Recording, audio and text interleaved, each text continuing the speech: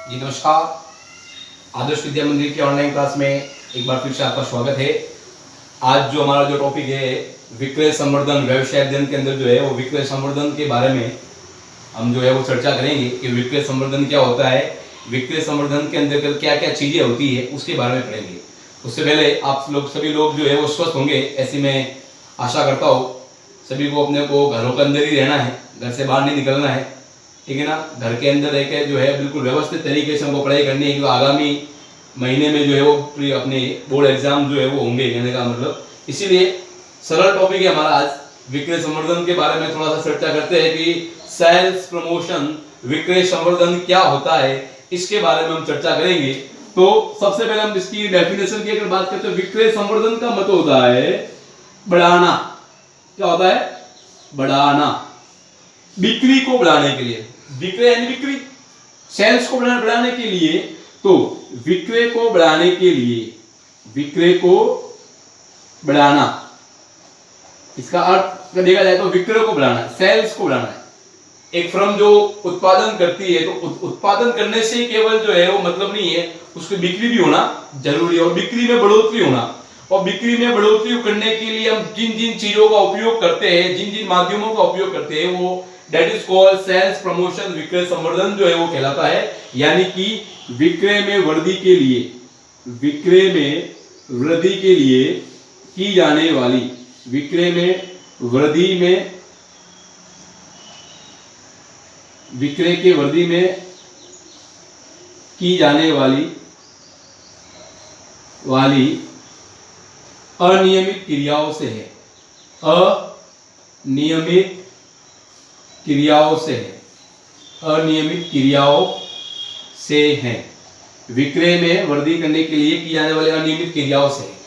अब ये अनियमित क्रियाएं जो है वो बहुत से प्रकार से होती है। अनियमित क्रिया, सेल्स में बढ़ोतरी करने के लिए जो है हम किस प्रकार से जितनी भी एक्टिविटीज हम करेंगे वो जो है वो सेल्स प्रमोशन के अंदर यानी कि विक्रय संवर्धन के अंदर की जाएगी। ये ध्यान रखना कि विज्ञापन से भी जो है वो सेल्स में बढ़ोतरी होती है, विपणन यानी कि मार्केटिंग से भी जो है वो सेल्स में बढ़ोतरी होती है, लेकिन वो विक्रय संवर्धन का पार्ट नहीं है। वो विक्रय संवर्धन का जो है वो पार्ट नहीं, वो माध्यम हो सकता है लेकिन विक्रय संवर्धन का जो है वो पार्ट नहीं हो सकता। तो विक्रय में वृद्धि के लिए की जाने वाली अनियमित क्रियाएं, अनियमित क्रियाओं से तात्पर्य का मतलब ये हुआ कि आप जो है वो दो तीन प्रकार से जो है इसमें कुछ क्रिया कर सकते हैं। जैसे कि प्रतियोगिता करवा सकते हैं, प्रतियोगिता करवाना कर सकते हैं, कूपन वगैरह जो है इस प्रकार से जो है बेसिक फंडा जो है घटे मूल्य पर विक्रय कर घटे मूल्य पर विक्रय घटे मूल्य पर विक्रय आदि ये सब चीजें अपनाकर जो है वो हम विक्रय में बढ़ोतरी कर सकते हैं। तो इसी को हम क्या बोलेंगे? अनियमित क्रिया। तो विक्रय में वृद्धि करने के लिए की जाने वाली अनियमित क्रियाओं से जो है उसको हम क्या बोलेंगे? विक्रय संवर्धन बोलेंगे। इसका अपने को ध्यान रखना, ठीक है। दूसरी चीज, इसका क्या महत्व है? विक्रय से क्या होगा, विक्रय संवर्धन से क्या होगा? सबसे पहला पॉइंट तो यही है, विक्रय से हमारा क्या होगा? तो विक्रय से एक तो विक्रय में सबसे बड़ा होगा बिक्री में बढ़ोतरी होगी। पहला महत्व क्या है? इस संस्था की बिक्री में क्या होगी? हम विक्रय संवर्धन की क्रियाओं को अपनाएंगे तो ऑब्जेक्टिवली उस संस्था की जो है वो बिक्री जो है वो बढ़ेगी, यानी कि विक्रय में वृद्धि होगी। क्या होगी? विक्रय में वृद्धि होगी, विक्रय में वृद्धि, ठीक है।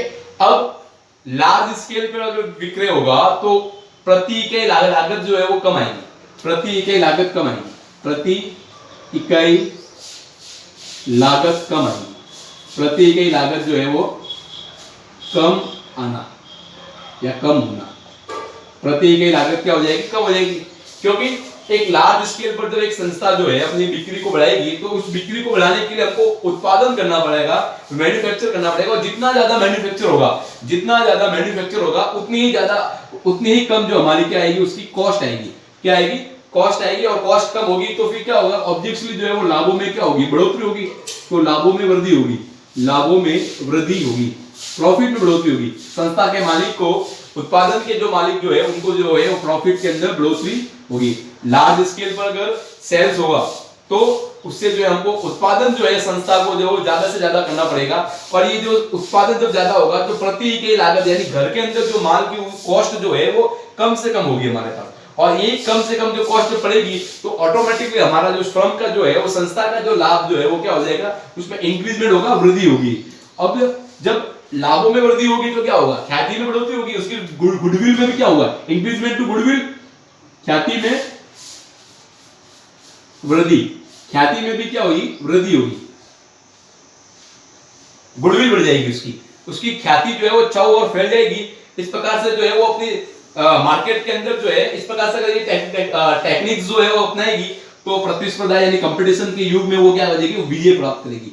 प्रतिस्पर्धा में विजय प्राप्त करना, प्रतिस्पर्धा में विजय प्राप्त करने के लिए विक्रय संवर्धन का बहुत महत्व है।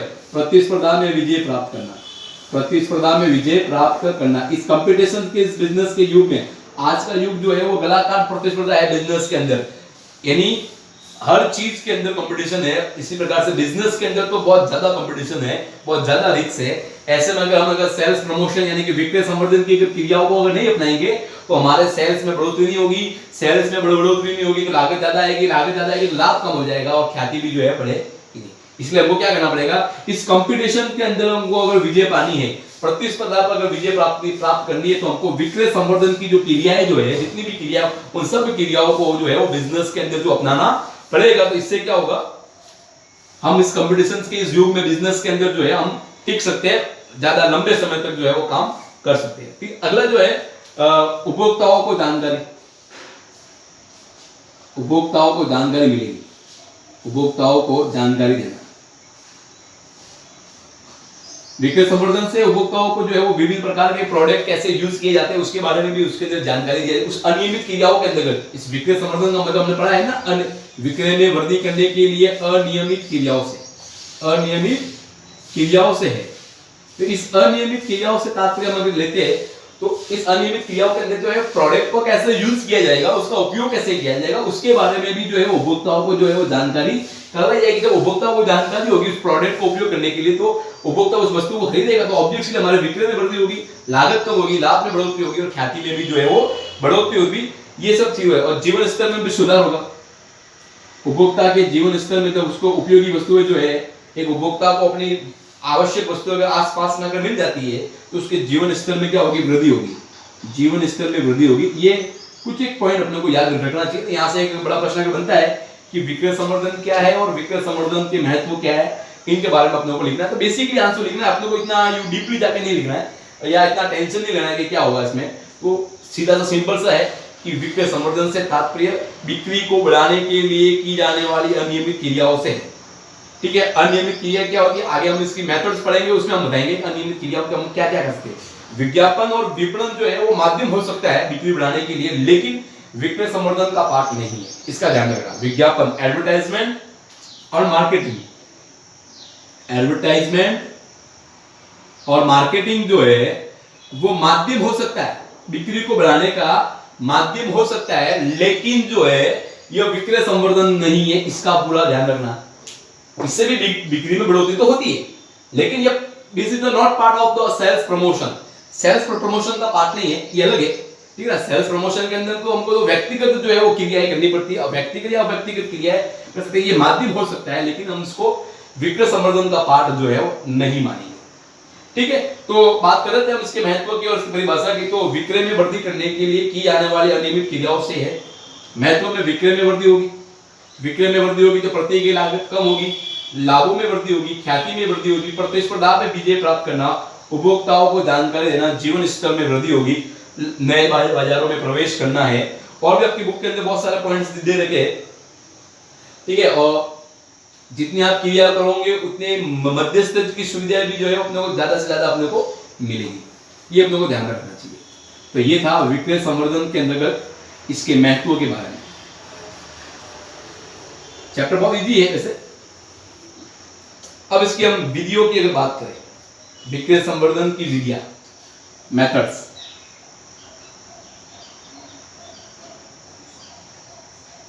दो मेथड्स है जो हमारा कोर्स हमको पढ़ना है। उपभोक्ता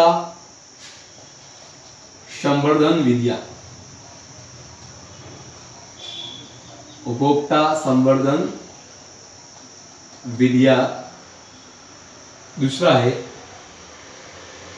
व्यापारी संवर्धन विधियां, व्यापारी संवर्धन विधियां, उपभोक्ता संवर्धन विधियां और व्यापारी संवर्धन विधियां, ये दोनों का अर्थ जो है हम पढ़ते हैं। उपभोक्ता संवर्धन विधियां नाम से स्पष्ट है, उपभोक्ता से रिलेटेड है, उपभोक्ताओं को अधिक से अधिक क्रय करने के लिए प्रेरित करती है, और ये व्यापारी को अधिक से अधिक क्रय करने के लिए प्रेरित करती है ताकि वो जल्दी से विक्रय कर सके। ठीक है, उपभोक्ता संवर्धन विधियां जो है प्रत्यक्ष रूप से जो है वो उपभोक्ताओं से संबंधित होती है। ठीक है, इसमें उपभोक्ताओं को अधिक से अधिक माल क्रय करने के लिए प्रोत्साहित किया जाता है, अधिक से अधिक माल क्रय करने के लिए प्रोत्साहित किया जाता है, अधिक से अधिक माल क्रय करने के लिए प्रेरित किया जाता है, प्रेरित किया जाता है, अधिक से अधिक माल क्रय करने के लिए प्रेरित किया जाता है उपभोक्ताओं को। अब कैसे प्रेरित करेंगे, हमने पहले ही डिस्कस कर चुके हैं इसके बारे में कि जो कंज्यूमर जो है कस्टमर जो है उसको किस प्रकार से क्रय करने के लिए प्रोत्साहित किया जा सकता है। सबसे पहले हम उसको फ्री सैंपल दे सकते हैं, मुफ्त नमूनों का वितरण, मुफ्त नमूनों का वितरण, फ्री सैंपल दे सकते हैं उसको। एक कंपनी यानी एक संस्था को अपने नए प्रोडक्ट जब मार्केट के अंदर उतारती है तो सबसे पहले उसका जो है वो फ्री सैंपल जो है वो उपभोक्ताओं को पहुंचाना चाहिए। उपभोक्ता उन फ्री सैंपल का यूज करेगा, देखेगा, क्वालिटी चेक करेगा, उसके बाद वो डिसाइड करेगा कि वो चीज उसके उपयोगी है या नहीं। अब अच्छा लगा उसको, तो अब क्या करेगा, अब उसको माल जब क्रय करेंगे, जब उपभोक्ता जो हम उसको माल बेचेंगे, यानी संस्था के हिसाब से हम अगर माल बेचते हैं उपभोक्ता को, तो उपभोक्ता उस वस्तुओं को तुलना करेगा कि वो फ्री सैंपल में जो हमने माल दिया था उसके अकॉर्डिंग ही है, तो इससे भी हमारी बिक्री जो है बढ़ेगी और उपभोक्ता को अधिक से उपभोक्ता भी जो है वस्तु का अधिक से अधिक क्या करेगा, क्रय करेगा। तो किसी भी नए ब्रांड को बाजार में लाने के लिए जो है वो मुफ्त नमूनों का वितरण ये करना ही पड़ता है। मेडिकल्स में देखिएगा तो मेडिकल्स के अंदर एमआर वगैरह जो होते हैं वो फ्री सैंपल डॉक्टर्स को जो है वो बहुत सारी दवाइयां जो है वो एमआरपी नॉट गिव ऐसा नहीं होता, उसको लिखिए सेल्फ क्या होता है फ्री सैंपल यूजेस ऐसा कुछ दवाइयां होती है। संजीव पासबुक वाला है, एक्सीलेंट वाला है और भी बहुत से चाय पत्ती वाला है, ये फ्री सैंपल के अंतर्गत जो है अपनी कुछ जो है वो चीजें जो है वो मुफ्त में देती है कस्टमर को। इससे क्या होता है, कस्टमर उन चीज का उपयोग करता है और बाद में उन वस्तुओं को खरीदता भी है। तुलना तो करेगी, हालांकि अगर दोनों फ्री सैंपल में दी गई वस्तु और जो बाद में जो उसने खरीदी है वस्तु दोनों में क्वालिटी अगर सेम है तो आपकी जो बिक्री जो है वो बड़ी ज्यादा से ज्यादा होगी और उपभोक्ता भी जो है वो ज्यादा से ज्यादा जो है वो क्रय करेगा। ठीक है, प्रतियोगिता करवा सकते हो, उपभोक्ताओं अधिक से अधिक माल खरीदे, इसके लिए आप क्या कर सकते हो, उपभोक्ताओं के मध्य में जो है वह प्रतियोगिताएं करवा सकते हो। कुछ भी पहले पूछ लो, ओके साबुन से नहाएगा, आगे डॉट डॉट डॉट खाली जगह की पूर्ति करना है, कुछ पहले पूछना है, कुछ सवाल पूछना है, ऐसा हम कर सकते हैं कहने का मतलब। ठीक है, तो इस संबंधित वाक्य में अधूरा वाक्य पूछना वगैरह कंपटीशन इस प्रकार से प्रतियोगिता करवा के नई वस्तुओं को जो है वो उपभोक्ता के सामने जो है वो पेश किया जा सकता है। फिर घटे मूल्य पर विक्रय, घटे मूल्य पर विक्रय, घटे मूल्य पर भी विक्रय में क्या होता है कि कोई भी ऐसी वस्तु जो फैशन से बाहर चली गई, फैशन से बाहर चली गई वस्तुओं को बेचने का सबसे अधिक अच्छा जो तरीका है वो ये है कि कोई भी ओकेजन पर, दिवाली या दीपावली वगैरह जो होती है, दीपावली होली वगैरह, उस समय कोई भी त्योहार पे जो होता है उस त्योहार के अंदर क्या करो, फैशन से गई हुई वस्तुओं को जो है वो कम मूल्य में बेचकर जो है बिक्री में बढ़ोतरी कर सकते हैं, बिक्री में बढ़ोतरी कर सकते हैं। 50-50, 60-60% की जो है वो छूट जो है वो देते हैं। हम लोग देखते भी है कि सबसे बड़ा जो त्योहार जो होता है भारत के अंदर वो दीपावली होता है और दीपावली में विभिन्न प्रकार के सेल लगते हैं, वस्तुओं को बेचने के लिए कम रेट के अंदर बहुत सारे सेल लगते हैं। उस सेल्स के अंदर जो है उस सेल के अंदर जो है हमको कई भी प्रकार की वस्तुएं जो है वो कम मूल्य पर जो है उपभोक्ताओं को मिल जाती है। उपभोक्ता भी, अब देखो सीधी सी बात है, उपभोक्ता अगर ज्यादा से ज्यादा अगर माल खरीदेगा तभी तो आपकी बिक्री में बढ़ोतरी होगी। उपभोक्ता माल नहीं खरीदेगा तो क्या बिक्री में बढ़ोतरी होगी, क्या नहीं होगी। तो घटे मूल्य पर बिक्री कर सकते हो। तो फिर क्या होगा, घटे मूल्य पर बिकने के बाद जो है वो कूपन के अंदर क्या होता है कि किसी भी वस्तु के अंदर जो है हम किसी भी पैकिंग के अंदर जो है कोई भी जो है इनाम का जो है कूपन जो होता है हम उस पैकिंग के अंदर डाल सकते हैं। उपभोक्ता जब वस्तु को खरीदेगा तो क्या होगा, उस कूपन में जो वस्तु खरीदे कूपन निकालेगा और कूपन निकालने के बाद उसके अंदर जो वस्तु खुलेगी उसको हम जो है वो व्यापारी उस उपभोक्ता को जो है वो दे देगा। तो इससे क्या होगा, आपकी बिक्री में बढ़ोतरी होगी, उपभोक्ता भी जो है वो अधिक से अधिक माल क्रय करेगा, क्योंकि उसको मालूम है कि कोई ना कोई इनाम जो है, कोई ना कोई लॉटरी जो है वो हमको खुलती है। कूपन जो है अब अखबारों के माध्यम से भी दे सकते हैं। आजकल जो कूपन जो आता है वो लगभग जो है कूपन सारे खाली कोई नहीं जाते, कूपन कोई ना कोई वस्तु जो है वो जरूर खुलती है उसके लिए। कूपन के बाद अगला क्या कर सकते हैं, उपभोक्ता को माल ज्यादा से ज्यादा क्रय करे, इसके लिए हम क्या कर सकते हैं, मेला सबसे बड़ा मेले वो प्रदर्शनियां आप मेला लगा सकते हैं। मतलब मेले का मतलब ये है सकता है कि बड़े बड़े जो मेले लगते हैं उसके अंदर आप वस्तुओं का जो है वो बेचने के लिए जो है वो आप उसका उपयोग कर सकते हैं। मेले में क्या होता है कि विभिन्न प्रकार के उपभोक्ता जो है, बहुत सारे उपभोक्ता एक ही जगह पे हमको मिल जाते हैं। तो इससे जो है वो उपभोक्ता को जो है वो वस्तुओं के बारे में जो है वो जानकारी भी मिल जाती है। उपभोक्ता उस वस्तु को खरीदेगा, आपकी बिक्री में क्या हो जाएगा, बढ़ोतरी होगी। संस्था के हिसाब से बात कर रहे हैं कहने का मतलब। अगला है छठा पॉइंट जो है वो प्रीमियम, वस्तु के बदले वस्तु देना। वस्तु के बदले वस्तु देना यानी कि टूथपेस्ट के साथ जो हम टूथब्रश दे सकते हैं, ठीक है, टीवी के साथ रिमोट देना हो तो देना ही पड़ेगा कहने का मतलब, लेकिन टूथपेस्ट के साथ जो है वो टूथब्रश देना जो है ये जो है हम कर सकते हैं। चाय पत्ती के साथ जो है वो मान लेते हैं कि 1 किलो की चाय पत्ती के साथ जो है वो कुछ भी एक गिफ्ट जो एक वस्तु और दे दी कहने का मतलब, या 5 किलो चीनी के साथ जो है वो 250 ग्राम चाय पत्ती दे दी हमने। तो वस्तु के बदले वस्तु देना, प्रीमियम। तो ये सब था उपभोक्ता संवर्धन विद्या। उपभोक्ता संवर्धन विद्या जो प्रत्यक्ष रूप से जो है वो उपभोक्ता से संबंधित होती है, ताकि उपभोक्ता ज्यादा से ज्यादा माल क्रय कर सके, इसके लिए ये विधियां अपनाई गई है। इन विधियों से एक फायदा ये होता है कि जैसे उपभोक्ता क्रय करेगा ज्यादा से ज्यादा, आपकी बिक्री में क्या होगी, तो बढ़ोतरी होगी। तो आज जो है हम ये पढ़ेंगे, नेक्स्ट वीडियो में जो है हम व्यापारी संवर्धन विधिया उसके बारे में पढ़ेंगे। तब तक जो है आप जो एकदम मस्त है, स्वस्थ रहे और घर पे ही रहना कहने का मतलब कि उधर उधर जाना नहीं है। ठीक है, धन्यवाद।